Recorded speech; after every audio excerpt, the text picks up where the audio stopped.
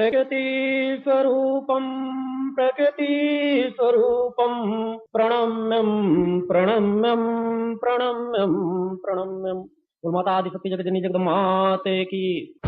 आज इस शिविर के अति महत्वपूर्ण क्षणों पर यहाँ उपस्थित अपने समस्त शिष्यों भक्तों माँ के भक्तों व यहाँ उपस्थित समस्त जिज्ञासुओं को अपने हृदय में धारण करता हुआ माता आदि शक्ति जगत जननी जगदम्बा का पूर्ण आशीर्वाद प्राप्त करता हुआ अपना पूर्ण आशीर्वाद समर्पित करता हूँ।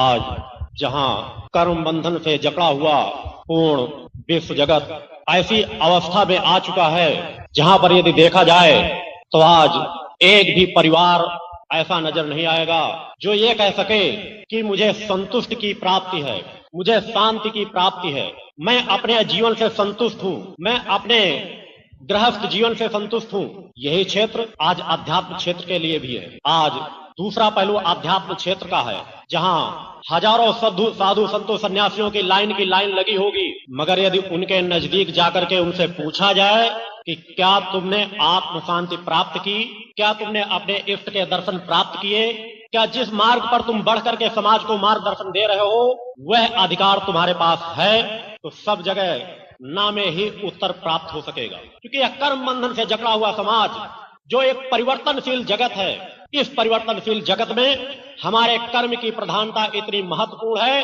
कि अगर हम कर्म की प्रधानता को समझ जाएं तो हम वह सुख और शांति प्राप्त कर सकते हैं जिस सुख और शांति की तलाश में आज पूरा समाज भटक रहा है। मैं भक्तों को अपने चिंतनों में जाने के पहले आज अवगत भी करा दूं कि मैं आप लोगों के सम्मुख पूर्व में ऋषियों मुनियों के दिए हुए चिंतनों की कथानक के रूप में उपस्थित करने के लिए उपस्थित नहीं हुआ हूं। मैं समाज को एक चेतनात्मक चिंतन देने उपस्थित होता हूं, एक वह मार्ग बतलाता हूं जिस मार्ग पर चलकर वह माता आदि शक्ति जगत जननी जगदम्बा की कृपा प्राप्त कर सके। क्योंकि वास्तविकता यही है, एक कथावाचक कभी समाज का कल्याण नहीं कर सकता, एक अपूर्ण व्यक्तित्व कभी किसी को पूर्णता प्रदान नहीं कर सकता। यह हमारे धर्म का सतत पतन होता चला जा रहा है कि आज कथावाचकों से समाज पूरा इस तरह से बंध चुका है कि वह सत्य की डोर से बहुत दूर कट करके गिर चुका है जाकर के। आज केवल कथावाचकों के बीच में पूरा समाज अपने आप को बांध चुका है, जबकि वास्तविकता यह है कि हमारे पूर्व के ऋषियों मुनियों ने जो कुछ भी ज्ञान दिया, एक एक ज्ञान एक एक मार्ग बताने के लिए अपने शरीर को तपाया खपाया, वर्षों वर्षों बैठ करके तपस्या की, 100 साल 2 साल वर्षों तक अपने शरीर को तपाते रहे खपाते रहे, जब कहीं जाकर के शोध कर करके समाज को यह मार्गदर्शन दिया। उनके बाद पतन की स्थिति आती गई पुजारियों और पंडितों के उसमें। मगर पहले जो भी पुजारी पंडित और ज्योतिषाचार्य थे वह भी कुछ ना कुछ उनके पास ज्ञान थी, कुछ ना कुछ तपस्या थी, वह भी प्रकृति सत्ता का पूजन बड़ी आस्था और विश्वास से किया करते थे। मगर इस कलिकाल में मंदिरों का पूजन पाठ, कथाओं का लोगों को सुनाने का क्रम केवल अर्थ अर्जन के लिए हो चुका है। उन पंडितों के पास, उन पुरोहितों के पास, उन कथावाचकों के पास अपना तप बल नाम की कोई चीज नहीं है। आज उनका ध्येय यदि समाज के बीच बढ़ते हैं तो मूल ध्येय होता है कि हम अपने जीव को उपार्जन के लिए धन अर्जन करेंगे। यह मैं नहीं कह रहा, आप लोग अपनी बुद्धि से सोचे समझे और विचार करें। उनके अतीत को देखें, आप पाएंगे जब भी वो समाज के बीच बढ़े होंगे, अपने गुरुओं से कुछ कथाएं सीख ली, प्रवचन करने का थोड़ा सा ज्ञान प्राप्त कर लिया और समाज के बीच पहुंच गए और समाज को कथाएं सुना करके उनके मनों के अनुसार उनके मनोरंजन की बातें सुना करके और बस कहते गए कि धन चढ़ा दो हमारे चरणों में, हमें इतनी भेंट दे दो।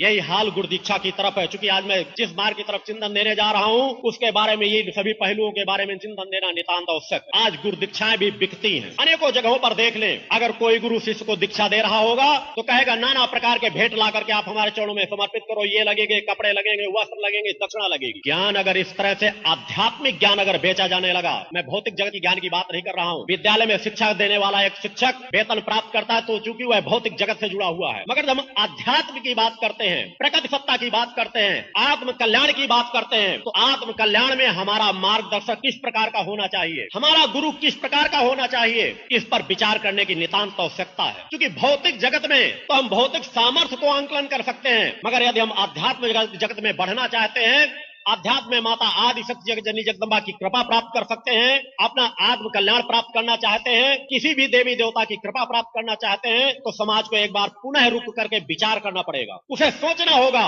कि क्या कथावाचक आपका कल्याण कर सकेंगे, जिन्हें खुद नहीं मालूम कि 2 मिनट बाद उनके साथ क्या घटित होने वाला है, जिन्होंने स्वतः अपनी आत्मा से आत्म साक्षात्कार किया नहीं, क्या गुरु पद पर बैठने का उनका अधिकार है? एक शंकराचार्य ने 32 वर्ष की अवस्थाओं में 4 मठों की स्थापना की और हमारे देश में आज 4 शंकराचार्य हैं। देश फिर भी पतन की ओर जा रहा है। अनेकों शंकराचार्य, बीच में तो मुझे जब मैंने अपनी सूचनाएं कुछ उन तक पहुंचाई थी तो पता चला कि 65 और शंकराचार्य हैं जिन्हें उन्होंने नियुक्त किया या और लोगों ने नियुक्त किया है। आज इतने शंकराचार्य, साधु संतों जो कुकुर मुत्ते की तरह हर जगह उपज रहे हैं, समाज के पतन को रोक नहीं पा रहे। उसके पीछे मूल कारण है कि उनके पास अपना आत्म कल्याण करने का न खुद ज्ञान है, न आत्मा की चैतन्यता है, न उन्होंने उस इष्ट को देखा है जिस इष्ट को दिखाने के लिए समाज को खींच रहे हैं। कहते हैं आओ हम भगवान की ओर आपको बढ़ाएंगे, मगर भक्तों स्वतः सोचो, जिन्होंने खुद भगवान के दर्शन नहीं किए, जिन्होंने खुद अपने इष्ट के दर्शन नहीं किए, वे तुम्हें इष्ट के दर्शन क्या कराएंगे? जो स्वतः सुबह से शाम तक सोचते हैं कि समाज के बीच जाकर के हम किस प्रकार का धन अर्जन कर लें जिससे हमारी यह कार्य की पूर्ति हो जाए, जिसकी निगाह रहती है अगर मेरे 365 शिष्य हो जाएंगे तो मेरे 365 दिन कट जाएंगे, वे समाज का कल्याण नहीं कर सकते। समाज को एक बार सोचने समझने की आवश्यकता है। मैं किसी धर्म जाति संप्रदाय की बुराई नहीं कर रहा, साधु संतों की बुराई नहीं कर रहा, क्योंकि उसी मार्ग पर मैं स्वतः बैठा हूं। मगर मैंने कहा है मेरे विचार माता आदि शक्ति जगज्जननी जगदम्बा से प्रेरित होते हैं। यहाँ कोई चोर चोर मौसेरे भाई की कहावत लागू नहीं होती। मेरे द्वारा आज तक इसीलिए अनेकों संस्थाओं द्वारा इनवाइट किए जाने पर, आमंत्रण देने पर भी जाकर के मैंने किसी साधु संत सन्यासी के बीच अपने आसन को ग्रहण नहीं किया। भक्तों के द्वारा अगर एक छोटा सा भी आसन मुझे दे दिया जाता है उसे मैं सप्रेम उसे स्वीकार कर लेता हूं, क्योंकि मुझे इस चीज का ज्ञान है कि आज उन साधु संतों की लाम में अगर देखा जाए तो शायद लाखों में एक आध ऐसा साधक निकलेगा जिसके पास अपना आत्मज्ञान हो, जिसने इष्ट से साक्षात्कार किया हो। इस शरीर पे गर्व और घमंड की बात नहीं भक्तों। मैंने बार बार कहा मेरा रोम रोम माँ का ऋणी है। मेरे अंदर की रोम रोम में जो समाहित चेतना वह माँ की ऋणी है। एक पल अगर मैं बोलता हूं, अगर एक पल मैं चलता हूं, अगर मेरे द्वारा कोई भी कार्य किया जाता है तो ऐसा माता आदि शक्ति जगज्जननी जगदम्बा की कृपा से किया जाता है। गर्व और घमंड से मैं समाज को चिंतन नहीं देता, मगर इस समाज की जो भयावहता को देखता हूं, समाज के पतन की स्थिति को देखता हूं, तो अपने कर्तव्य का ज्ञान करते हुए इसी वजह से पूर्व में मेरे द्वारा पूरे अध्यात्म जगत को चैलेंज दिया गया था। वह किसी गर्व और घमंड की वजह से नहीं दिया गया था। मेरे द्वारा अध्यात्म जगत को चैलेंज दिया गया था कि अगर कोई भी साधक मेरा साधनात्मक सबल से सामना कर देगा तो मैं सर काट के उसके चरणों में चढ़ा दूंगा। ये किसी चमत्कार के वशीभूत होकर के नहीं, इसलिए नहीं कि समाज मुझे माने, क्योंकि मेरे जीवन की यात्रा उस पहलू पर भी आपको अवगत करा दूं। मेरा जीवन अधिक से अधिक साधनात्मक तपस्याओं से जुड़ा हुआ है। मैं चाहूंगा तो समाज के बीच अधिक समय नहीं दे सकूंगा, क्योंकि मैं इस तथ्य से अवगत हूं कि अगर मुझे समाज का कल्याण भी करना है तो अधिक से अधिक मुझे माता आदि शक्ति जगज्जननी जगदम्बा के चरणों पर बैठना ही होगा। मुझे वह कर्म करना ही होगा जिस तप बल के माध्यम से मैं समाज का कल्याण कर सकूं। इसीलिए मेरे द्वारा वर्ष में केवल 1 या 2 शिविरों के बारे में अनुमति दी जाती है, अन्यथा मैं अपने एक स्थान पर खुद मां के चरण में साधना रत रहता हूं। और मुझे 100 वह महत्वपूर्ण यज्ञ करने हैं जिस एक यज्ञ में 11 दिन लगते हैं। मैं चिंतन पूर्व में इसलिए दे रहा हूं कि आप वास्तविकता से अवगत हो सके कि एक यज्ञ में 11 दिन लगते हैं, और जैसी अग्नि में एक आसन लगाकर मेरे द्वारा बैठा जाता है, उस यज्ञ के लिए मैंने समाज को चैलेंज दे रखा था कि अगर विश्व का कोई भी साधक मात्र 2 घंटे मेरे बगल में आसन लगाकर बैठ जाएगा तो वही शर्त रखी थी कि मैंने सर काट के चौड़ों में चढ़ा सकता हूं, उसका आजीवन गुलाम बन करके रहूंगा और मेरे पास जो कुछ भी है भौतिक संपदा वह सब कुछ उसके नाम कर दूंगा, केवल यह मां की शक्ति का एहसास कराने के लिए कि समाज देखे समझे। अगर वह कुछ समझ सके, अगर उन कुछ तथ्यों को जांच सके, परख सके, अगर कुछ सत्यता नजर आए तो वह माता आदि शक्ति जगज्जननी जगदम्बा की आराधना करे, जिनकी आराधना मैं स्वतः करता हूं। अध्यात्म में धर्म में चमत्कार वर्जित होते हैं, मगर आपत्ति काल में सब कुछ संभव है। आपत्ति काल में तो कहा गया कि अगर जीवन नष्ट होने की स्थिति में हो, यह वेदों पुराणों में वर्णित है कि आपका शरीर अगर लगे कि अगर हमें कुछ भोजन नहीं प्राप्त होगा तो हमारा जीवन नष्ट हो जाएगा, तो समय कहा गया है कि अगर मांस भी मिल रहा हो तो उसका भी भक्षण कर लेना चाहिए। तो आज के कलिकाल में यह आपत्ति काल का समय है कि समाज को यदि सत्य का एहसास नहीं होगा तो समाज बढ़ेगा किधर, उन्हीं कुचक्रों में उलझा रह जाएगा। इसीलिए मैंने समाज के बीच 8 महाशक्ति यज्ञ संपन्न किए थे, और पहले यज्ञ में मैंने कह रखा था कि अगर मेरे किसी भी यज्ञ में बरसात न हो तो मान लेना मेरे पास माता आदि शक्ति जगज्जननी जगदम्बा की कृपा नहीं, क्योंकि मैं स्वतः चाहता था कि समाज देखे और मैं स्वतः तो देखूं कि अगर मैं समाज की तरफ बढ़ रहा हूं समाज कल्याण के लिए तो हर पल मां मेरे साथ चल रही है या नहीं चल रही। पूर्व के समय पर अनेकों लोग जानना चाहते हैं अनेकों भक्त यहाँ उपस्थित है, आए हुए हैं दूर दूर के प्रांतों से। आप लोग उनसे चाहेंगे तो इस काल के माध्यम से मिल भी सकते हैं कि किसी भी क्षेत्र का ऐसा कोई कार्य नहीं जो 2 या 3 कार्य मैंने समाज के बीच न किए हो। चाहे किसी को जीवन दान देने की बात रही हो, चाहे किसी को पूर्व में बता देने की आपकी 6 महीने बाद आपकी मौत हो जाएगी और उसी समय पर उसकी मौत हुई है। एक दिन 1 घंटे का भी अंतर नहीं पड़ा। यह किस बल पर हुआ है? जादूगर को तो केवल जादूगरी दिखा सकता है, मगर ऐसी घटनाएं कभी नहीं बता सकता। मैं इसलिए कह रहा हूं कि अनेकों लोग ये कहने लगते हैं कि इस तरह की स्थिति है तो जादूगर भी दिखा सकते हैं, मगर जादूगर कभी भी विश्व का ऐसा कोई जादूगर नहीं है जो यह बता सके किस व्यक्ति की मृत्यु किस समय पर होना। असाध्य से असाध्य रोगों को जिन्हें डॉक्टरों ने कह दिया कि अब हर हालत में मृत्यु को प्राप्त हो जाए, इन्हें आप अपने घर ले जाएं, और वह मां की कृपा से सामने उपस्थित हुए और उन्हें जीवन दान दिया गया और आज भी जीवित है। यह चिंतन मैं इसलिए दे रहा हूं कि अगर कोई भी साधक चैतन्य है तो वह मां की कृपा किसी को दिला सकता है, मगर उसका जीवन इन केवल चमत्कारों से जुड़ा हुआ नहीं है। इसीलिए मैंने अपने आप को बहुत कुछ सीमित स्थितियों पर बांध रखा है। मैं समाज को चमत्कारों की ओर नहीं बढ़ा रहा, समाज को वह ज्ञान देता हूं कि जिस ज्ञान को पाकर के अपने घरों में स्वतः पूजा अर्जन वह रास्ता अपनाए जिससे उनके आत्मा का कल्याण हो, जिससे उन्हें खुद भी ज्ञान प्राप्त हो सके। आज समाज के अनेकों ऐसे परिवार हैं, न मालूम कितने समय से परंपरा चली आ रही ऋषियों मुनियों साधु संत सन्यासियों की दक्षिणा देते देते समाज कंगाल होने की अवस्था में आ गया, मगर अनेकों परिवार हैं जिन्हें एक मंत्र का ज्ञान नहीं है। मां की हमें किस तरह से पूजा करना चाहिए इसका ज्ञान नहीं है। उसके पीछे कमी है उन अज्ञानी गुरुओं की। यह प्रथम सीढ़ी है। अगर हम आत्म कल्याण करना चाहते हैं तो समाज को सर्वप्रथम तलाशना होगा जो चैतन्य हो, जिन्हें सदु गुरु की संज्ञा दी जा सके। यह भारत भूमि तपस्थली है, तपोभूमि है। ऋषियों साधु संत और तपस्वियों से भूमि खाली नहीं है। एक नहीं अनेकों तपस्वी समाज के बीच हैं, मगर समाज को आवश्यकता है उन तपस्वियों को तलाशने की, उनको परखने की। और सच्चा गुरु वही हो सकता है जो भक्त ज्ञान और वैराग्य से परिपूर्ण हो। जो भक्त ज्ञान और वैराग्य से परिपूर्ण होगा उसी गुरु को तीर्थ की संज्ञा दी गई है, त्रिवेणी की संज्ञा दी गई है। और ऐसे ही गुरु का एक पल का सत्संग हमारी बड़ी से बड़ी विषम परिस्थितियों को भी बड़े आसानी से दूर कर सकता है। सत्संग में कोई जरूरी नहीं कि बहुत बड़ी बड़ी कथाएं चल रही हो। सत्य का संग शब्द को रखा गया सत्संग में, और कुछ नहीं जोड़ा गया। सत्संग का तात्पर्य है सत्य का केवल संग कर लेना, उसके नजदीक आ जाना, उसकी ऊर्जा के बीच अपने आप को उपस्थित कर देना। और एक चैतन्य साधक के अगर नेत्रों के समक्ष भी अगर कोई आ गया है, अगर साधक कुछ भी उससे वार्तालाप नहीं कर रहा, तो भी अनेकों प्रकार का लाभ उसको देकर के वह साधक जाता है। और जिस गुरु में भक्ति नहीं है, जो गुरु अपने इष्ट के प्रति भक्ति नहीं रखता, भक्त से परिपूर्ण नहीं है, और जो इष्ट अपने उस भक्त को अगर भक्त नहीं मानती तो वह हर पक्ष से अपूर्ण ही रहेगा। जो अपने इष्ट के ज्ञान से अपूर्ण है वह समाज को ज्ञान दे नहीं सकता।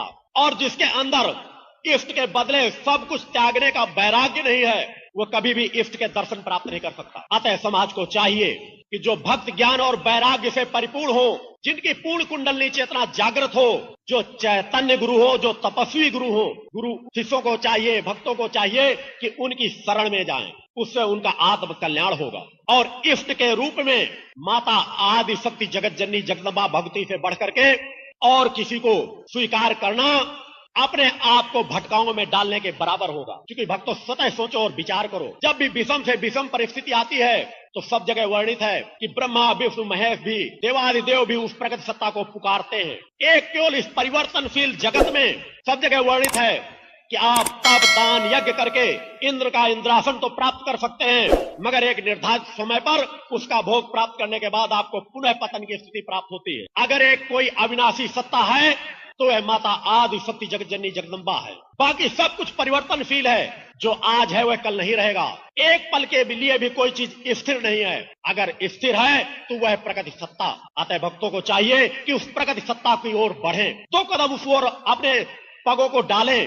अगर वह अपने घर पर भी मेरे द्वारा प्रदान किए गए ओम जगदम्बिके दुर्गाई नमः एक ऐसा सरल और चैतन्य उत्कीलित मंत्र है कि ओम जगदम्बिके दुर्गाई नमः का कोई भी भक्त, मेरा शिष्य हो या न हो, मेरा भक्त हो या न हो, अगर वह ओम जगदम्बिके दुर्गाई नमः मंत्र का जाप कुछ भी करता है, इस मंत्र को आप पूजन स्थान पर बैठ करके भी कर सकते हैं, चलते फिरते भी कर सकते हैं, मानसिक किसी भी अवस्था में शुद्धता की स्थिति में कर सकते हैं, आपको माता आदि शक्ति जगतजननी जगदम्बा की कृपा अवश्य प्राप्त हो। यह एक ऐसा मंत्र है जिस मंत्र को माध्यम बना करके मैंने लाखों परिवारों का कल्याण किया है, जिनके प्रमाण हैं कि विषम से विषम परिस्थिति में भी अगर उन्होंने इस मंत्र का सहारा लिया है, माँ की कृपा का सहारा लिया है, तो उन्हें माँ का सहारा अवश्य प्राप्त हुआ है। और जो भक्त ज्ञान से वैराग्य से परिपूर्ण गुरु नहीं होगा, वह आपका कल्याण कर नहीं सकता। आप लोगों को विचार करने की आवश्यकता है। अनेकों जगह शिविर लगते हैं कि आप उपस्थित होइए, 2 दिन में मैं आपकी कुंडली चेतना जागृत कर दूंगा। मेरा चैलेंज है पूरे विश्व अध्यात्म जगत का कि 3 दिन नहीं,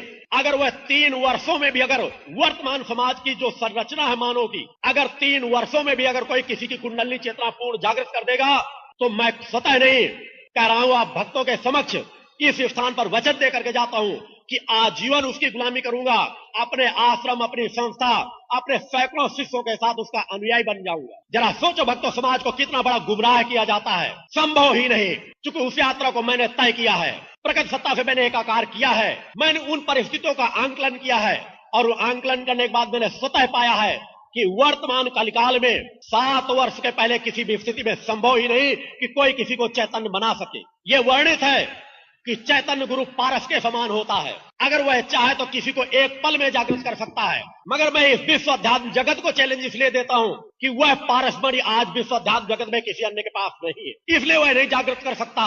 संभव है मगर वर्तमान कलिकाल में संभव नहीं है। मैं पूरे विश्व अध्यात्म जगत को चैलेंज देता हूं कि अगर कोई भी व्यक्ति 3 दिन है, 3 वर्षों में अगर यह कहता मैं एक पल में जागृत कर सकता हूं, तो मैं उसे चैलेंज देता हूं। और मैं आपके सामने वचन देता हूं इस शिविर में, इस हरियाणा प्रांत में, इस यमुनानगर शहर में, कि अगर वह 3 वर्ष का समय लेंगे तो मैं 3 दिन के अंदर उस शिष्य की, मगर उसे शिष्य बनना होगा, उसकी चेतना को जागृत कर दूंगा, उसे सूक्ष्म में उसके शरीर के दर्शन करा दूंगा। मेरे साथ ये कहने की बात नहीं, आज भी शिविर में 3-4 ऐसे शिष्य बैठे हैं जिन्हें मैंने सूक्ष्म का दिग्दर्शन कराया है। स्थूल की अनुभूतियां तो कुछ भी हो सकती है, मगर सच्ची अनुभूति तो वह है कि जब हम देख सके कि हमारे अंदर की जो आत्मा बैठी है, जब इस स्थूल शरीर से निकल करके बाहर विचरण करे और वह देखे कि हमारे शरीर की वास्तविकता क्या है, तभी समाज समझ सकेगा, तभी समाज जान सकेगा कि यह नश्वर जगत है। और इस नश्वर जगत में हमें कर्म की प्रधानता अपनाना नितांत आवश्यक है। सुख दुख के इस भंवर जाल में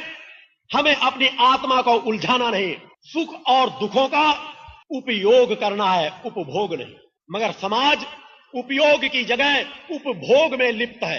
अगर भक्तों तुमने सुख और दुख को एक समान शत्रु के रूप में नहीं माना, क्योंकि ना आपका सुख सगा है और ना आपका दुख सगा है। सुख आपसे उपभोग की जगह आपको बढ़ा देता है। आप भौतिक जगत से सामर्थ्य हैं, धन दौलत से आप परिपूर्ण हैं, तो आप खूब उपभोगवादी जीवन जीते हैं। मगर उसी को अगर उपयोगवादी जीवन बना ले तो ना तो कभी आपकी वह धन संपदा नष्ट होगी और न कभी आप संस्कार से क्षीण होंगे। क्योंकि मेरी बात नहीं, ये ऋषियों मुनियों की पूरा इतिहास साक्षी है। भगवान कृष्ण ने भी गीता का संदेश हरियाणा प्रांत में ही दिया है कि कर्म से ही हमारे भाग्य का निर्माण होता है। तो जब हमारे कर्म से हमारे भाग्य का निर्माण होता है तो भोगवाद जीवन तो हमारे जीवन में जुड़ना ही नहीं चाहिए। हम हर चीज का उपयोग करें। हमारा यह जीवन भी है। मेरे द्वारा समाज को चिंतन दिया गया है कि माया महाठगिन में जानी में नहीं कहता, क्योंकि माया ठगनी नहीं है। अगर भक्तों ठगनी है तो आपकी है काया। बचा सको तो अपनी इस काया से बचो जो हर पल आपको ठग रही है, लूट रही है, उपभोगवादी जीवन में आपको बढ़ा रही है। अतः न तो आपका सुख सगा है न आपका दुख सगा है। अगर कुछ भी सगा है तो वह जो आपके पास पूर्व संस्कार भाग्य से आपके पास सामर्थ्य आया है, उसका जो आप उपयोग कर लेते हैं। और उपयोग किस प्रकार करें, कौन से कर्म करें, कौन से कर्म ना करें, इसी के लिए आवश्यकता होती है गुरुओं की। इसी के लिए राजा महाराजा भी अपना धर्म गुरु नियुक्त करते थे। इसी के लिए समाज को भी कहा गया है कि जब तक वह सदगुरु की शरण में नहीं जाता तब तक उसकी मुक्ति और उसका कल्याण कभी नहीं होता। वो केवल इसीलिए कहा गया है कि जब तक सत्कर्मों का ज्ञान देने वाला आपका कोई माध्यम नहीं होगा तब तक आप उपयोगवादी जीवन जी नहीं सकेंगे। आप उपभोगवादी जीवन में आप बढ़ जाएंगे। और यही कारण है हमारे पूरे समाज के पतन का। सरल से सरल मार्ग हैं जिनमें अपने आप जीवन को आप बढ़ा करके वह कुछ प्राप्त कर सकते हैं जिसकी आपने कल्पना भी नहीं की हो। मेरे द्वारा समाज को चैतन्य करने के लिए सख्त जल का निर्माण करके निःशुल्क वितरित कराया जाता है।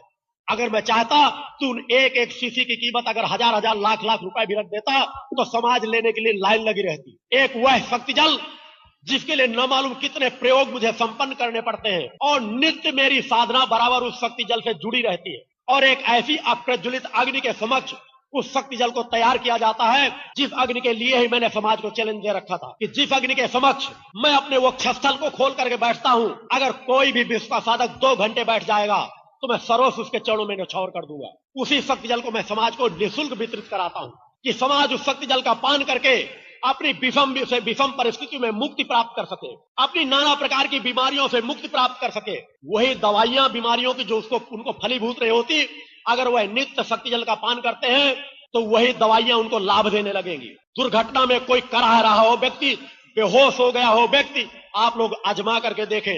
मात्र मां का चिंतन लेकर के 2 बूंद शक्ति जल उसके मुख में डाल देंगे, एक बेहोश व्यक्ति चैतन्य होकर के बैठ जाएगा। वही शक्ति जल मेरे द्वारा समाज को निःशुल्क बांटा जाता है। मैं अपनी साधनाओं को बेचता नहीं, मैं अपने ज्ञान को बेचता नहीं, मगर भक्तों से भावनाओं का आकांक्षी हूं। अगर भक्तों तुमने सचेत नहीं हुए, अगर इस समाज को तुम लोगों ने सचेत नहीं किया, तो आध्यात्म क्षेत्र के भगवेधारी आपको कंगाल बना करके खुद लखपति, करोड़पति, अरबपति का सुख उपभोग करेंगे। लुटेरों का पूरा समाज कहा गया है कि जब तक सत्कर्मों का ज्ञान देने वाला आपका कोई माध्यम नहीं होगा, तब तक आप उपयोगवादी जीवन जी नहीं सकते। आप उपभोगवादी जीवन में आप बढ़ जाएं, और यही कारण है हमारे पूरे समाज के पतन है। सबसे सरल मार्ग है जिनमें अपने आप को आप रखा करके वह प्राप्त कर सकते हैं। मेरे द्वारा समाज को चैतन्य करने के लिए शक्ति जल का निर्माण करके निःशुल्क वितरित कर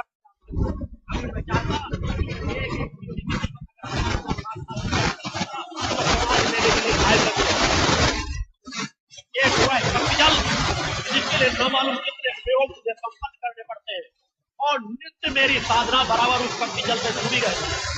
और एक ऐसी अप्रचलित अग्नि के समक्ष उस शक्ति जल को तैयार किया जाता है, जिस अग्नि के लिए ही मैंने समाज को चैलेंज दे रखा है कि जिस अग्नि के समक्ष मैं अपने वो छत्तर को खोल करके बैठता हूँ, अगर कोई भी विश्व का साधक 2 घंटे बैठ जाएगा तो मैं सर्वस्व के चरणों में न्यौछावर करूंगा। उसी शक्ति जल को मैं समाज को निःशुल्क वितरित कराता हूँ कि समाज उस शक्ति जल का पान करके अपनी विषम परिस्थिति में मुक्ति प्राप्त कर सके, अपनी नाना प्रकार की बीमारियों से मुक्ति प्राप्त कर सके। वही दवाइयां बीमारियों की जो उसको फलीभूत नहीं होती, अगर वह नित्य शक्ति जल का पान करते हैं तो वही दवाइयां उनको लाभ देने लगेंगी। दुर्घटना में कोई कराह रहा हो व्यक्ति, बेहोश हो गया हो व्यक्ति, आप लोग आजमा करके देखें। मात्र मन का चिंतन लेकर 2 बूंद शक्ति जल उसके मुख में डाल देंगे, एक बेहोश व्यक्ति वही शक्ति जल मेरे द्वारा समाज को निःशुल्क बांटा जाता है।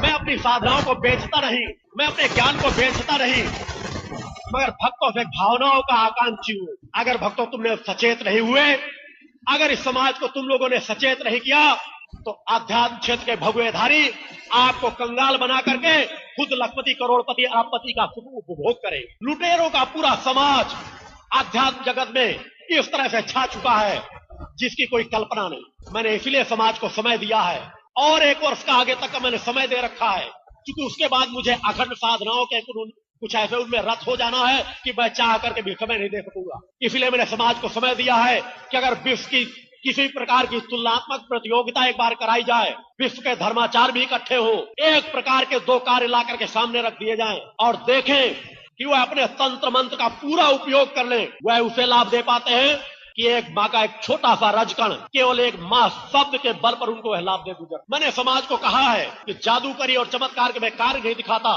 मगर अगर समाज चाहे तो मैं किसी भी मौसम में अपने 11 दिन के यज्ञ में माँ का जो अनुष्ठान करता हूँ, जिसमें मैं माँ का आवाहन करता हूँ, उस यज्ञ में बरसात करा सकता हूँ। ये केवल इस सत्यता को जानकारी देने के लिए कि समाज अगर सत्यता को समझ सके, परख सके, तो मेरे बताए हुए उस मेरे पीछे न दौड़े, क्योंकि मेरे पीछे तुम दौड़ोगे भी तो यह शरीर तुम्हारे पास कब तक रहेगा। अगर मेरे द्वारा उस सत्यता का कुछ एहसास हो तो चल सको तो 2 कदम मेरे बताए हुए मार्ग पर चलो, जो माता आदि शक्ति जगत जननी जगदम्बा की ओर जाता है, उस प्रकट सत्ता की ओर जाता है, जो इस कलिकाल में आपका सहारा बनेगा, जिसके आवाज की होता हर घर को है।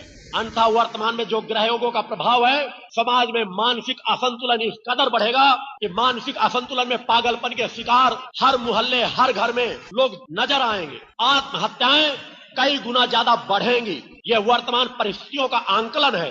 दुर्घटनाओं के योग बढ़ेंगे। एक देश दूसरे देश से युद्ध करेगा। तत्काल तो विश्व युद्ध की ऐसी कोई संभावना नहीं है। अनेकों भक्तों ने मुझसे जानना चाहा है, मगर एक लंबा युद्ध पूरे समाज को झेलना पड़ेगा, जो कई वर्षों तक कभी छोटे रूप में और कभी भीषण और भयंकर रूप में होगा। मानसिक असंतुलन सबसे ज्यादा प्रभाव अगर समाज में पड़ेगा तो मानसिक असंतुलन का पड़ेगा। और भक्तों, अगर आप माँ का सहारा लेना चाहते हो तो मैं उसकी कोई कीमत नहीं लेता। माँ का शक्ति जल मैंने इसीलिए तैयार किया है कि आप लोग अपने घरों में रखें और नित्य जल में एक गिलास जल में एक बूंद डाल लें और उसका नित्य पान करके अपने घर के बच्चों को, अपने परिवार को भी उसका पान कराएं और देखें कि आपको आत्म शांति की प्राप्ति होगी। ओम जगदम्बिके दुर्गाय नमः मंत्र का जाप करें, जिस मंत्र से आपको विशेष अनुभूतियां प्राप्त होंगी, सत्य का एहसास होगा। आप 6 महीने भी उस अनुष्ठान को अपना करके देखें, नित्य कुछ क्रमों को अपना करके देखें, शक्ति जल का उपयोग करें, ओम जगदम्बिके दुर्गाय नमः मंत्र का जाप करें। और यदि और कोई विषम परिस्थिति आपके सम्मुख आ जाती है तो मेरे द्वारा समाज को बताया गया है कि आपको कोई किसी के पास जाकर के दक्षिणा देकर के अनुष्ठान संपन्न कराने की जरूरत नहीं। अपने घर में केवल माँ की 24 घंटे की अखंड ज्योति जला ले, माँ के संक्षिप्त आरती कर ले, पूजन कर ले, जैसा भी आपको ज्ञान हो, और माँ के चरणों में अपनी कामना को रख करके अखंड 24 घंटे के लिए ज्योति जला दे और अपना निवेदन माँ के चरणों में रख दे। और उसके बाद देखें भक्तों कि आपको माँ का सहारा मिलता है या नहीं मिलता। माँ तो कण कण में मौजूद है, हर जगह मौजूद है। हम उसे पुकारे तो हम उसे देख पाए या नहीं देख पाए, मगर माँ हमें हर पल देख रही है। वह प्रकट सत्ता हमें हर पल देख रही है, मगर हम सतह मुख मोड़े खड़े हैं। अतः समाज को, चूंकि आज मैं जिस महत्वपूर्ण चिंतन में देने का पहले चिंतन मैंने बनाया था उसका विस्तार बहुत लंबा हो जाता, इसलिए मैंने सोचा समाज को वह मार्ग ही बताऊं जिस मार्ग को समाज की आवश्यकता है। कि जिन क्षणों तक वह मेरे पास बैठा है उन क्षणों तक जो मेरे नेत्रों में है उनके प्रति मेरा क्या चिंतन है, मेरा क्या कर्म है, कर्तव्य है, इसका ज्ञान मुझे है कि इन महत्वपूर्ण परिस्थितियों में वह मेरे साथ कितने क्षण गुजार रहे हैं। मगर वह मार्ग भी बताना मेरे लिए आवश्यक है जिस मार्ग को वह लोग अपनाएं। आपको किसी साधु संत सन्यासी के पास भटकने की जरूरत नहीं। आपको किसी चीज का ज्ञान है या नहीं, आप अपने घर में माँ की केवल अखंड 24 घंटे की ज्योति जला लें। आप चाहे तो, चूंकि मेरे द्वारा अभिमंत्रित चैतन्य और मेरा चिंतन उस कुमकुम से जुड़ा रहता है, वह कुमकुम स्टॉल से ले ले और बाजार से जाकर चाहे जितना उसमें मिला ले, अगर वो आपका घट जाए और नित्य अज्ञाचरण पर कुमकुम का तिलक लगा करके देखे। मेरा चैलेंज है, अगर किसी के गले में लाल रक्षा कवच पड़ा हुआ है, कुमकुम का तिलक लगाए हुए है और शक्ति जल पर जिसकी आस्था है और नित्य पान करता है शक्ति जल का, दुनिया का कोई से बड़ा तांत्रिक उसका अहित नहीं कर सकता। ये बात केवल उन्हीं की बात रही। मैं दूसरे क्षेत्र पर भी कहता हूं, जो घर सबसे ज्यादा प्रभावित हो, जहां लोग कहते हो वहां प्रेत योनियों का वास रहता है, या कोई ऐसा शमशान हो जो कहता हो कोई शमशान में जाकर एक रात्रि सो नहीं सकता, मैं कह रहा हूं मेरे द्वारा अभिमंत्रित वह रक्षा कवच गले में पड़ा हो, कुमकुम का तिलक लगा हुआ हो और 24 घंटे भी पहले अगर किसी ने शक्ति जल का एक बूंद पान किया है तो रात भर संसार में घूमता रहे, टहलता रहे, उसे किसी प्रेतात्मा का प्रभाव नहीं लगेगा। यह मात्र इसलिए दे रहा हूं क्योंकि अगर मैं उसकी कीमत शक्ति जल की रखता तो शायद इतना न बताता, क्योंकि तब आप सोचते हैं कि अपनी सामग्री बेचने का प्रचार कर रहे हैं, मगर समाज को लाभ देना मैं चाहता हूं। आपके घरों में आपके बच्चों को नजर लग जाए, अचानक कोई ऐसी बीमारी हो जाए जिसमें कोई दवा लाभ न कर रही हो, अचानक आपको उलझन हो जाए, अचानक कोई घर में आपके बेहोश होकर के गिर जाए, केवल माँ के नाम की 2 अगरबत्ती घर में लगा दीजिए और वह शक्ति जल 2 बूंद उसको पिला दीजिए। आप देखें उसको तत्काल लाभ मिलेगा। बहुत ज्यादा घातक और विषम परिस्थिति है तो 10-10 मिनट में, आधे घंटे में 2-3 बार शक्ति जल पिला दीजिए। आपको ऐसी स्थिति प्राप्त होगी जो आपका डॉक्टर 1000-2000 आपसे फीस और दवाओं का पैसा लेकर भी नहीं दे सकेगा। इन परिस्थितियों से लाभ लेने वाले साधक भक्त यहाँ उपस्थित हैं। क्योंकि मैं समाज के बीच जाता हूँ तो वह मार्ग का चिंतन और चेतना देने के लिए, जिससे समाज का कल्याण होना है। अन्यथा कथाओं के लिए अगर मैं अपने शिष्यों को बैठा दूं तो वही कथाएं बहुत कुछ कहते रहेंगे। आपका गुरु इस आसन पर अगर आता है, बैठता है, तो हर पल चाहता है कि जो भी शिष्य मेरे नेत्रों के समक्ष बैठे हैं उन पर मैं अपने नेत्रों की ऊर्जा से वह कुछ बराबर प्रदान करता रहूं जो उन्हें वर्षों किसी साधु संतों की लंगोटी धोकर के भी प्राप्त नहीं हुआ। मेरे शिष्य जो मेरे बहुत नजदीक रहते हैं उनसे आप पूछें कि मैं सतह भी उनसे कोई ऐसी सेवाएं नहीं लेता। चरण दबाना मुझे पसंद नहीं। कोई तकलीफ हो अलग बात है, उपभोग का जीवन मैं सतह जीता नहीं जितना नितांत आवश्यक है। क्योंकि अगर मैं आपके पास, आज भी यही विडंबना है जो तुलसीदास जी ने सब कुछ लिख रखा है कि कलिकाल में सत्य जगह जगह नकारा जाएगा, ठुकराया जाएगा, मजाक का पात्र बनाया जाएगा और जो असत्य होगा वह पूजा जाएगा, सिंहासन पर बैठेगा, लोगों की भीड़ उसके पीछे चलेगी। उसका नजारा यहां आप देख सकते हैं कि जो सत्य देने समाज के बीच आया है जो अपने आप को लुटाने आया है, अपने आप को न्यौछावर करने आया, जो एक संकल्प लेकर के आता है कि मैं जितने क्षण वहां पर गुजारूंगा उतने क्षण अपने द्वारा जो मैं एकांत पर तपस्या करता हूँ, साधना करता हूँ, समाज को लुटा करके जाऊंगा। मगर ये समाज की विडंबना है कि उस समाज में भाव पक्ष कहीं नजर नहीं आता, भावना कहीं नजर नहीं आती। कई बार विचार आता है कि जो मैंने ये संकल्प ले रखा कि समाज में वर्ष में 2 बार समाज के बीच जाऊंगा, उसे संकल्प से बांध लूं कि मैं अपने आश्रम से कहीं भी समाज के बीच प्रवेश ही नहीं करूंगा, क्योंकि मुझे जो कुछ करना है वह मैं 7 तहखाने के अंदर से भी कर सकता हूं। मगर मैं जानता हूं कि शरीर का भी जितना उपयोग यदि अगर समाज कर ले तो वह उसके लिए और अच्छा होगा। मेरी साधनाएं, मेरे कर्म तो अपनी तरह से चल ही रहे, मगर मैं जानता हूं कि वहां पर बैठ करके समाज मेरी वाणी को सुन नहीं सकेगा, मेरी व्यथा को देख नहीं सकेगा, मेरी तड़प को देख नहीं सकेगा। मैं तो आज भी कहता हूं कि मैं लंगोटी लगा करके एक पत्थर की शिला पर भी अब पूरा जीवन गुजारने के लिए तैयार हूं, मगर समाज केवल मेरे बताए हुए मार्ग पर चले। आज अगर मैं सामान्य अवस्था में और आ जाऊं तो समाज तो और सत्य को ठुकरा देगा। मुझे अपने ही शब्दों में सत्य बार बार संबोधित करना पड़ता है। यह मैं अपने आप की बड़ाई करने के लिए नहीं कह रहा, क्योंकि अगर मैं कुछ भी अपने बारे में कहूंगा तो बिना मैं शब्द के संबोधन से कुछ कह नहीं सकता। भगवान कृष्ण ने भी मैं शब्द में ही संबोधन करके सब कुछ कहा है। जितने ऋषि मुनि, राम कृष्ण, परमहंस, जो कुछ भी जितने भी लोग हुए हैं, सभी लोगों ने मैं का उपयोग किया, केवल मैं ही नहीं कर रहा, क्योंकि मेरा मैं इस स्थूल शरीर से जुड़ा हुआ नहीं है, इस भौतिक जगत से जुड़ा हुआ नहीं है। मैं जब अपने मैं को बोलता हूं तो अपने सूक्ष्म के बल पर, अपनी आत्मा के बल पर, माता आदि शक्ति जगत जननी जगदम्बा के बल पर और माँ की कृपा के बल पर बोलता हूं, जो सत्य का बल है। और यह सत्य का बल मैं कहीं जादूगरी, चमत्कार या आडंबरों को बढ़ाने के लिए कभी नहीं देता। मैंने बार बार कहा है कि मेरी इस आध्यात्मिक यात्रा में अगर 5 साल का बच्चा भी बता देगा गुरुजी आप इस यात्रा से समाज को इससे अहित हो रहा है, तो मैं उसे भी नमन भाव से उसकी बताई हुई बात को स्वीकार कर लूंगा। मेरे अंदर कोई गर्व और घमंड नहीं। मैं भक्तों आपके पास कोई बड़ी कथानकों को सुनाने नहीं आया, क्योंकि अगर जब आप कथानक ही सुनना चाहेंगे तो मेरा चैलेंज है कि इस अवस्था में मैंने जो माँ की कृपा को प्राप्त की है, दुनिया विश्व में किसी भी धर्म, संप्रदाय, जाति का ऐसा कोई धर्म ग्रंथ नहीं है जिसका विवेचन मैं न कर सकूं, जिसकी व्याख्या मैं न कर सकूं, जिसका ज्ञान मैं न दे सकूं। और यह सब कुछ पाया है मैंने मां शब्द के बल पर। मैंने कहा समाज समझे देखे तो मैं किसान परिवार में जन्म मैंने लिया है, समाज की हर परिस्थितियों को मैंने झेला है, समझा है, जाना है। मैंने सभी परिस्थितियों को खुद भोगा है। मैंने अपने शरीर को तपाया है माँ की कृपा से। समाज की विषम परिस्थितियों को देख करके तड़पता हूँ कि समाज किस तरह से लूटा जा रहा है, किस तरह से ठगा जा रहा है। कौन देगा समाज को मार्ग? माँ तो कण-कण में मौजूद है, मगर जब तुम्हारे पास देखने की आंखें नहीं है तो माँ की बातें कैसे सुन सकोगे? तुम्हें आवश्यकता है एक मार्गदर्शक की, जो तुम्हारे बीच बैठ सके, तुम्हारे साथ यात्रा तय कर सके, तुम्हें सब परिस्थितियों से अवगत करा सके कि सत्य क्या है, असत्य क्या है, असत्य का ज्ञान करा सके और सत्य का ज्ञान करा सके। मैं अपने आप को बहुत बड़ा साधु सन्यासी नहीं मानता, मैं तो माँ का एक रजकण हूँ। मैं ऋषियों की एक परंपरा की एक कड़ी हूँ। समाज को सत्य का एहसास कराना ही मेरा एक कर्म है, क्योंकि मैंने माँ के चरण में संकल्प लिया है कि उन 100 से जो मेरे 100 महाशक्ति यज्ञ बचे हैं, उनके माध्यम से समाज में माँ मैं वातावरण डालूंगा, एक समाज में परिवर्तन डालूंगा। तुम्हें सचेत होने की जरूरत है। आज जगह जगह जो डेरे लगे हुए हैं, कोई चौकी लगाता है, वह सब आडंबर है। कहीं पर भी अगर मैं कह दूं वहां पर प्रेत आत्माओं का तो वास हो सकता है, देवी देवता कभी किसी के शरीर में अभुआ करके नहीं आते। जिस तरह के वह डेरे बनाए बैठे हैं कि दिन में राम राम और रात में पौआ चलता है, वह आपका कल्याण नहीं कर सकेंगे। मैं नहीं कह रहा हूं, आप लोग बुद्धिजीवी वर्ग के लोग हैं, पढ़े लिखे हैं, मगर आज शासन तो ज्ञान का दुरुपयोग कर ही रहा है कि अच्छे से अच्छे क्लास 1 अधिकारी जो बेचारे 16, 17 साल तक दिन रात अध्ययन कर करके क्लास 1 अधिकारी बनते हैं, वह अंगूठा छाप नेताओं के पीछे पीछे घूम रहे हैं। तो राजनीति तो ज्ञान का दुरुपयोग कर ही रही है, मगर कम से कम जो आपकी आत्मा है, जिस पर आपका अधिकार है, उसे तो अज्ञानियों का गुलाम मत बनने दो। आपकी आत्मा जो प्रकृति सत्ता की आत्मा है, आत्मा और परमात्मा को एक रूप कहा गया है, उसे सोचो, समझो, जानो और पहचानो। हर मनुष्य के अंदर एक आत्मा बैठी हुई है। मैं नहीं कहता तुम मुझे मानो, मैं नहीं कहता तुम मेरे बताए हुए मार्ग पर चलो ही, मगर क्या तुम नहीं मानते कि तुम्हारे अंदर कोई चेतना बैठी है?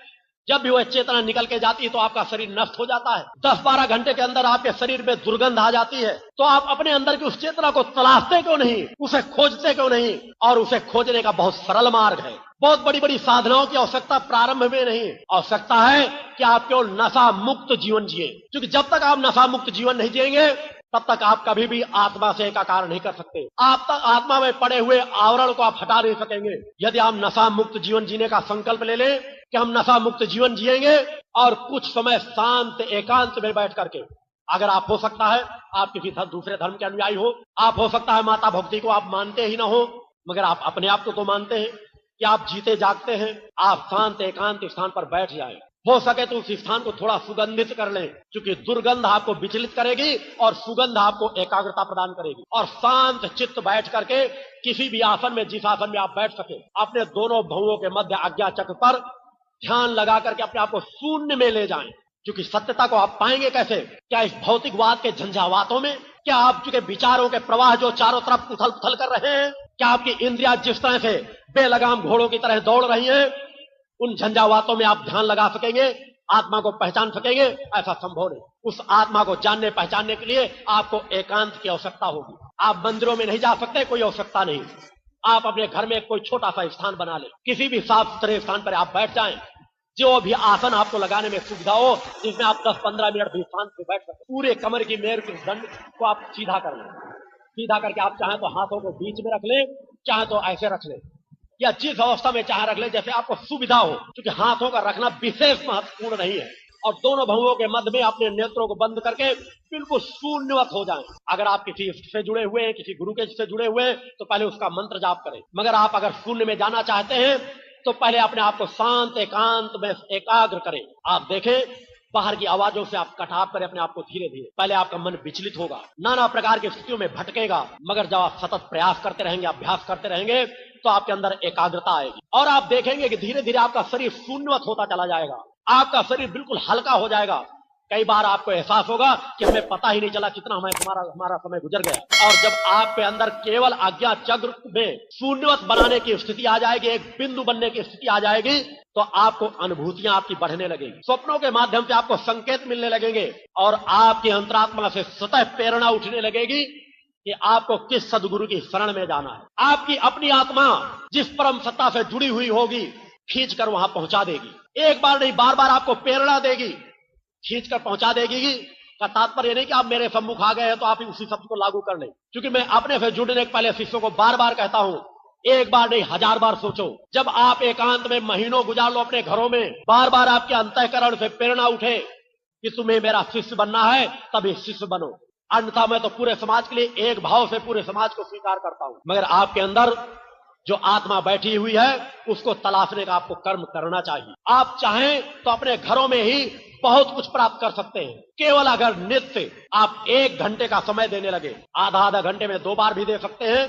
नित्य अगर 1 घंटे संकल्पित पूरी परिस्थितियों से एकाग्र होकर के, मगर आपके अंदर भक्ति भाव होना चाहिए। अगर आपका इष्ट और गुरु के प्रति भक्ति भाव नहीं तो अपनी आत्मा के प्रति भक्ति भाव होना चाहिए। और जब आप भक्ति भाव लेकर के उस प्रकट सत्ता की आराधना करेंगे, आत्म जागरण की क्रिया करेंगे, तो आप स्वतः देखेंगे कि आपके अंदर एक चेतना का प्रवाह आपके अंदर बढ़ रहा। आत्मा के दर्शन करना इतना कठिन कार्य नहीं। मैंने अपने द्वारा भी समाज को कहा है कि समाज अगर भौतिक झंझावातों को छोड़ करके 7 वर्ष मेरे बताए हुए मार्गदर्शन में एक साधक की हैसियत से जीवन जिए, तो 7 वर्षों के अंदर उसके शरीर से निकल करके वह स्वतः इतनी सामर्थ्य प्राप्त कर लेगा कि देखेगा एक सूक्ष्म शरीर उसके बाहर निकल के खड़ा हो जाता। उसी के बारे में कहा गया है कि ना जिसे अग्नि जला सकती है, ना किसे जल भिगो सकता है, ना डुबो सकता है। जो 7 तहखाने के अंदर भी अगर बंद कर दिया जाए तो निकल करके बाहर खड़ा हो जाएगा।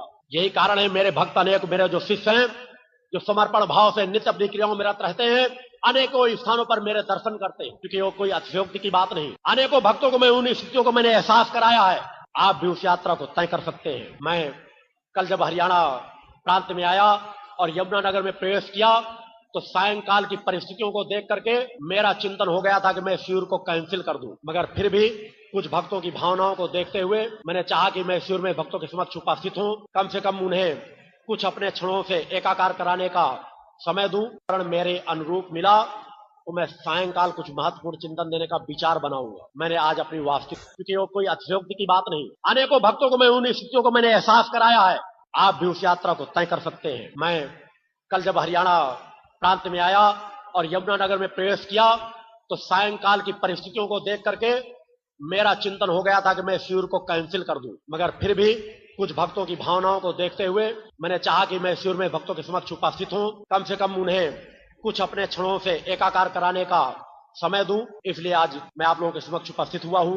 कल का कार्यक्रम जिस प्रकार से भी, क्योंकि अगर कल का वातावरण मेरे अनुरूप मिला तो मैं सायंकाल कुछ महत्वपूर्ण चिंतन देने का विचार बनाऊंगा। मैंने आज अपनी वास्तविकता से अवगत कराने का चिंतन दिया है।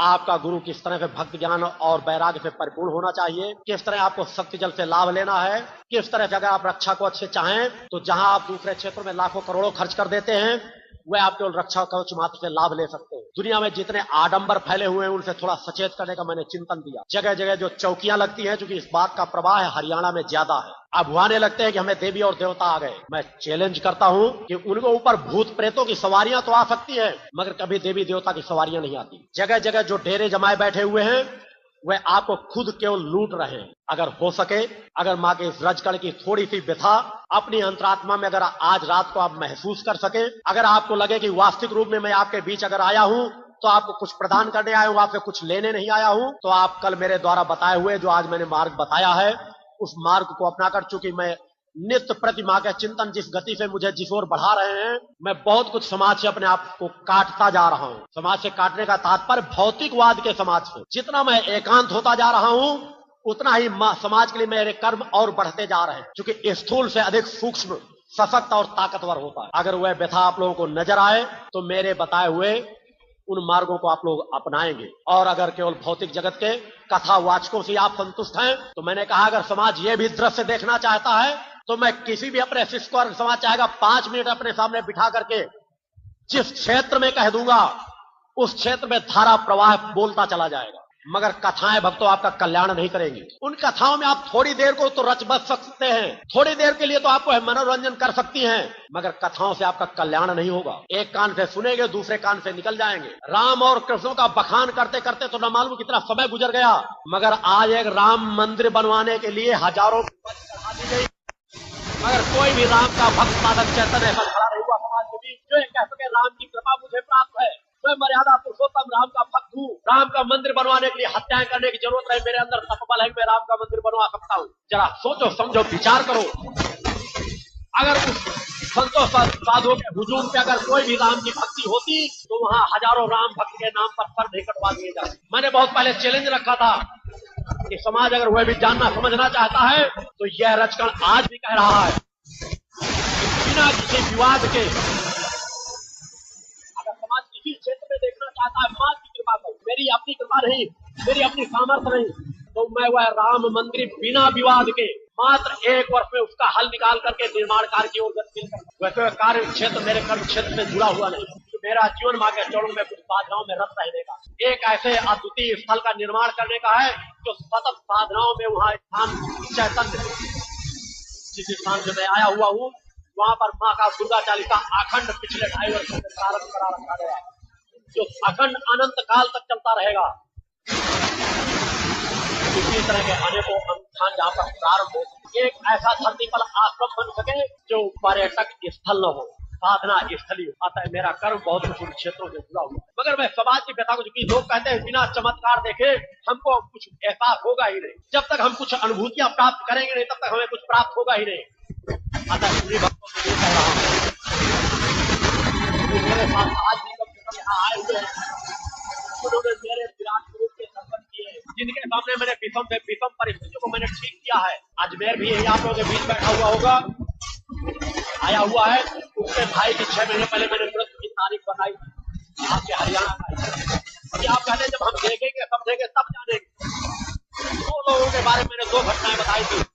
इंद्रपाल आहूजा जिसने मेरे चौलों का पूजन किया, उसके लड़के की मृत्यु की तारीख मैंने बताई थी, और उस अजमेर के भाई की मृत्यु की तारीख मैंने बताई थी।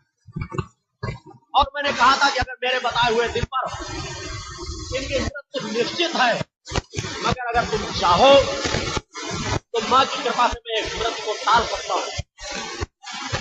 मगर अगर दोनों की मृत्यु टल जाती तो समाज ये कहता कि करवाने के लिए ऐसा कहना होगा, मगर मां की बहुत बड़ी अनुकंपा हर मेरे साथ है।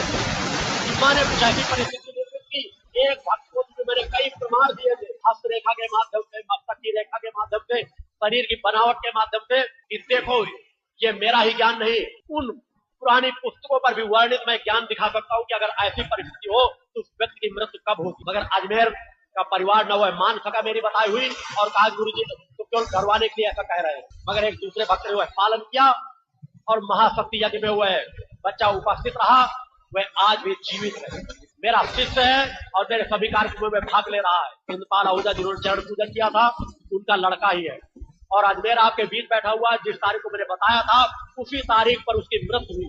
ये हरियाणा की ही घटना है, कहीं बाहर की नहीं। एक प्रकार की दो घटनाएं जिनका आप आंकलन कर सकते हैं। और फिर भी कह रहा हूं अगर कल तक आप ये बात झूठी साबित करा दे उनसे मिल करके दोनों से और ऐसी घटना नहीं घटित हुई तो कल मैं पुनः अपने बीच किसी न किसी व्यक्ति के बारे में ऐसी जानकारी देकर जाऊंगा जिसका आंकलन आप लोग कर ले। मगर यदि उसे आप गलत बता देता क्योंकि बार बार एक ही बात का चमत्कार करना मेरा कर्म है।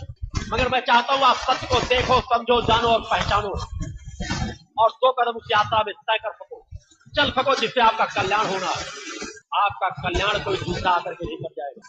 अगर आपको कल्याण करना है तो अपनी बुद्धि का कुछ उपयोग करना होगा और सोचना होगा, समझना होगा, कुछ बुद्धि का उपयोग करके एकांत में कुछ क्षण बैठना होगा।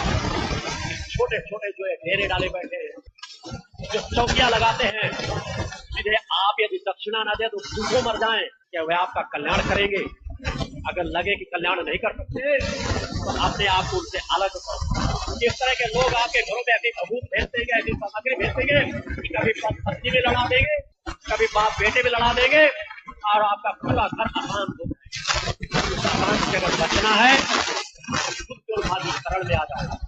अपने घर में केवल माँ की ज्योति जलाने का ज्ञान प्राप्त कर लो, वह सब कुछ प्राप्त हो जाएगा जो मेरे वाले नहीं दे पाएंगे, जो चौकी लगाने वाले नहीं दे पाएंगे। क्योंकि मुझे उन क्षेत्रों का ज्ञान है, मैं जहाँ समाज का ज्ञान रखता हूँ, जहाँ अध्यात्म का भी मुझे ज्ञान है कि किस तरह से बड़े बड़े जादूगरी की स्थितियां दिखा करके किस तरह के आडंबर रचे जाते हैं।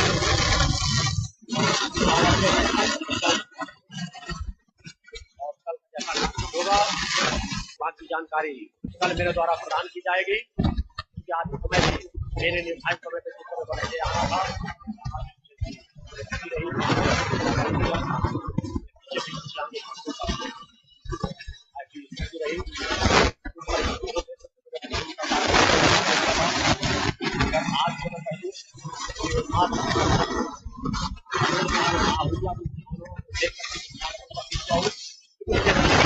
बार बार कहा है कि समाज क्या चाहता है। अगर मेरी बताए हुए मार्ग पर चल जाए तो पूरे समाज को मैं रोटी, कपड़ा और मकान उपलब्ध करा सकता हूँ। इसलिए मेरे कहा गया कि मेरे आश्रम में जो माँ का भंडारा चल रहा है समाज देख ले कि 1 रुपए का सहयोग करे या न करे, मगर कभी भी माँ का वह अखंड भंडारा कम नहीं करे। इनके भी प्रमाण मैंने दिया है। यहाँ पर कमलेश गुप्ता आए हुए हैं, जिस जगह यज्ञ में मैं घटनाएं इसलिए दे रहा हूँ क्योंकि आप लोग प्रवचन में सत्य जानना चाहते हो, उस सत्य की जानकारी देने आया हूँ कि कमलेश गुप्ता से आप मिले जहाँ पर केवल 500 लोगों का भोजन बनाया गया था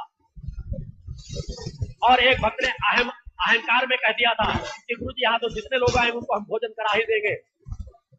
मैंने कहा है कि अगर मैं चाहूँ तो जहां पर भी चाहूँ वहां पर अव्यवस्था फैला सकता हूँ, जिस जगह चाहूँ, जिस नगर के नगर को चाहूँ तो उच्चाटित कर सकता हूँ।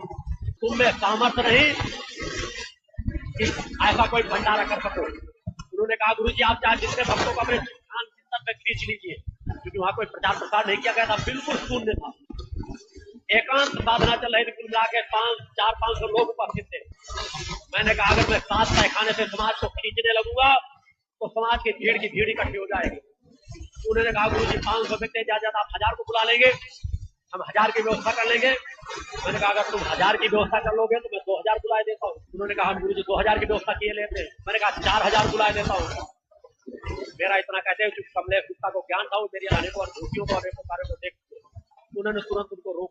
अगर उतना छोटे से अहंकार को तोड़ने के लिए मैंने जहाँ 500 व्यक्ति थे, जब भोजन भंडारा शुरू हुआ तो वहाँ 2500-1000 की भीड़ उपस्थित होने लगी।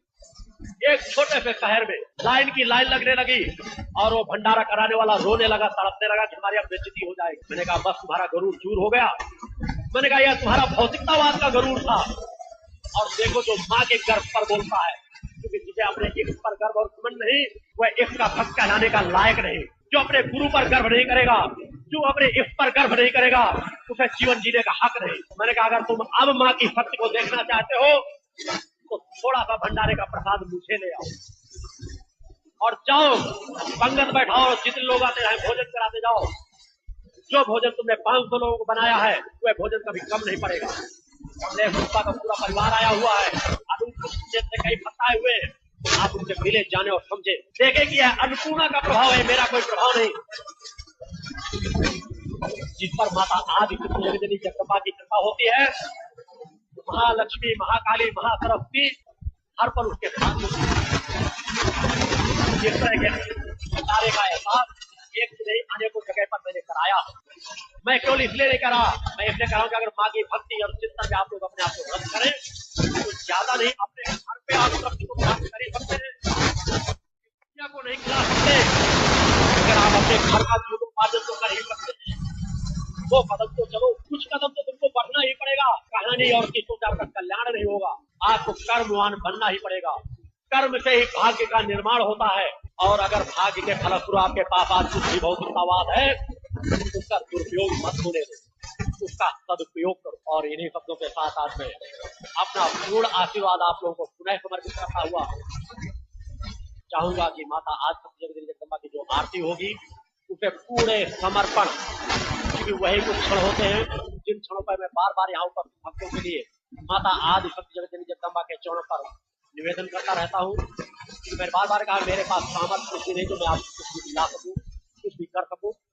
जो कुछ भी मेरे पास है माता आदि शक्ति जगदम्बा की कृपा का, जो कुछ भी मैंने पूर्व में कार्य किए हैं माता आदि शक्ति जगदम्बा की कृपा से किए हैं और जो भी भविष्य में कर सकूंगा वह भी माता आदि शक्ति जगदम्बा की कृपा से करूंगा। अतः उस माता आदि शक्ति जगदम्बा की आरती आप लोग तन्मयता समर्पण के साथ करें। माते की